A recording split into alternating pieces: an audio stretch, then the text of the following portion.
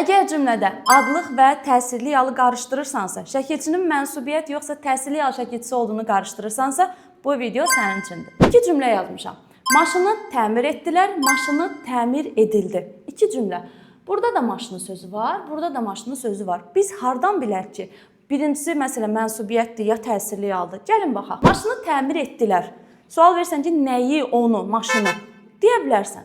Bax, əgər o mənsubiyyət şəkilçilidirsə, yəni adlıq haldadırsa, o sözü silib yerinə o əvəzliyin yazırıq. Bir çox isim videomuz var, canlı video, orada da qeyd eləmişəm.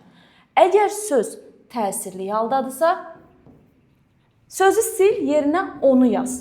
Baxın, maşını təmir etdilər. Yerinə apar o qoy, o təmir etdilər. Olmaz, nəyi? Onu təmir etdilər. Deməli, buradakı I nəymiş? Təsirli yaldaymış. Maşını təmir edildi. Apar yerinə onu qoy, onu təmir edildi. Olmaz.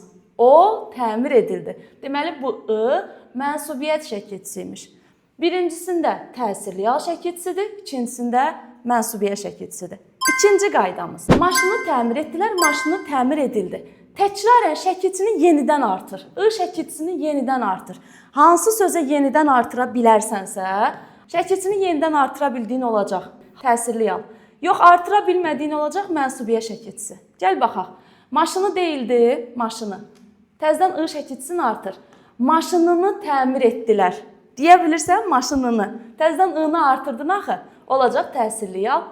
Gəl indi. Maşınını təmir edildi. Maşınını təmir edildi deyə bilmirsən. Yəni I-ni təzədən artıra bilmirsən. Deməli I mənsubiyyət şəkilçisiymiş. Bu da sənə yağ kimi ikinci qayda. Onlayn sınaq, mətn və dərs qruplarımıza qoşulmaq üçün 055 597 01 51 nömrəsinə yaza bilərsiniz. Bu qədər, sağ olun.